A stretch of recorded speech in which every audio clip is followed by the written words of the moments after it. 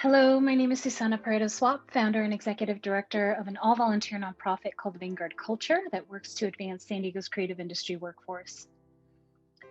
Larry Baza was a force to be reckoned with. He never lost sight of the things that mattered and never wavered in his fight for diversity, equity, and inclusion. As a young woman, I fought a similar fight. I was president of Mesa. I protested racist legislation like Prop 187, and I experienced my fair share of grown men and women screaming in my face to go back to my own country. At that time, I thought I needed to be loud to be effective. And Larry taught me that really all you need to be is consistent. Like the force of nature that he was, his presence was a constant source of strength and resilience for many. His dedication to equity and consistency of action opened the door for current and future generations to also be heard. On behalf of our entire family of Vanguardistas, it is our honor to share this brief tribute to the one and only Larry Baza.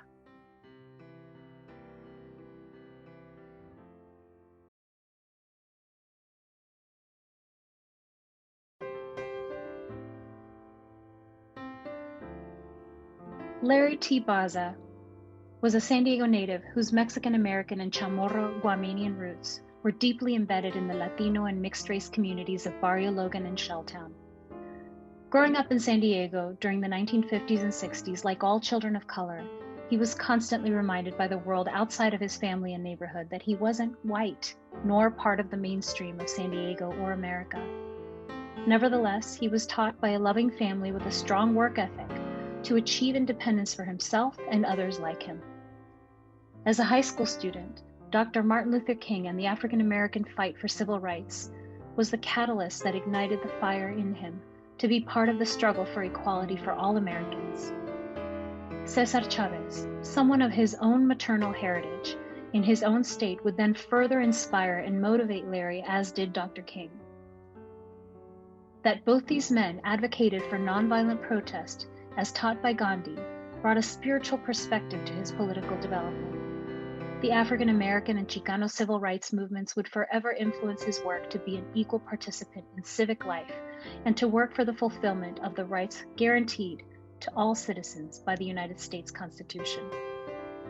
From the early days of the United Farm Workers strikes to the Great Boycott, Larry participated as he could as a student, from collecting non-perishable foods for the farm workers' families to collecting donations for the work of Luis Valdez's Teatro Campesino and support for the establishment of Chicano Park in Barrio Logan. In the early 1970s, Larry came out of the closet and began to look at the growing so-called gay liberation movement. He found that this movement was not as welcoming as he had expected it to be, and that it was very clearly controlled by upper middle-class white gay men. He would not be deterred from participation because he was prepared for this civil rights struggle and had learned from his own experience in civil rights as a man of color. These experiences, which boiled down to the color of his skin, did not provide Larry with the privileges that straight-acting white gay men enjoyed all their lives. He believed that while some things have changed in the LGBTQ+ community, there is much to be learned from people of color in these communities. He served on the Bienestar San Diego Advisory Committee, and until his final years served on the Latino Services Advisory Council of the San Diego LGBTQ+ Center. He served as executive director of the Centro Cultural de la Raza in Balboa Park in San Diego for more than 9 years. Larry's 36 years as an openly gay professional arts administrator and advocate was driven by the belief that, quote, the arts are key to the development of healthy and educated individuals. They contribute to building safe communities, and that access to all arts for all people, regardless of race and economic status, is vitally important to a civilized society. Unquote. His work in the arts has included directorships of local nonprofit arts organizations, and is a grant panelist and consultant for local, state, and national arts agencies such as the National Endowment for the Arts, the California Arts Council, the Arizona Arts Commission, the City of San Diego's Commission for Arts and Culture, and the former San Diego Community Foundation. His board of director service has included California Association of Local Arts Agencies, the National Performance Network, the National Association for Latino Arts and Culture, San Diego Youth and Community Services, the Chicano Foundation, San Diego Performing Arts League, Kids Arts, San Diego Foundation for Change, the Women's History Museum, and Education Center of San Diego. Larry served on the City of San Diego's Commission for Arts and Culture for 8 years.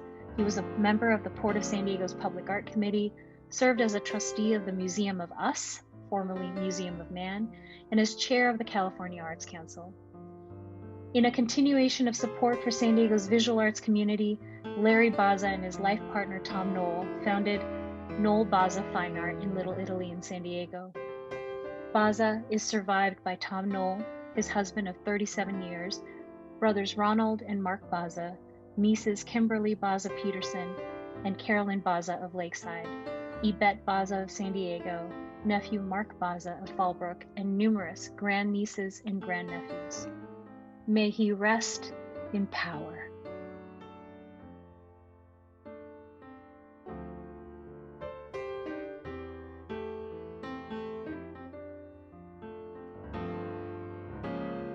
Hi, my name is Rebecca Romani, and I met Larry Baza in 1999 when I interviewed him for a documentary I was shooting. There were several things that really stood out to me about Larry Baza. One was Larry was incredibly supportive of the various arts organizations in town and also of up-and-coming artists. He could really see the potential in somebody or in an organization and help them rise to what he thought that they were able to do. In addition, Larry was fiercely supportive of diversity, be it in culture or within the LGBTQ community, and he seemed to believe very strongly that art and diversity would create a stronger community that would be more open and be more viable for all of us. Even though Larry has left us and we no longer have his presence here, he's left us a tremendous legacy, one that we can use as a guide so that we too can build this community that Larry envisioned for all of us.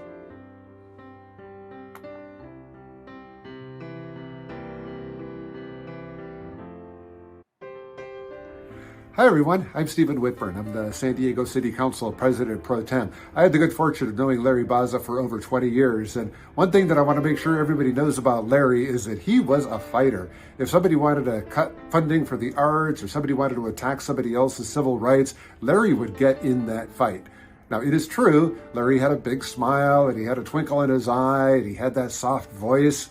But that just meant that when he got into that fight, he would do it with a big smile and a twinkle in his eye and with a soft voice. Larry would often reach out to that extensive network of his and really get all of his allies to join him in whatever it was that Larry was fighting for.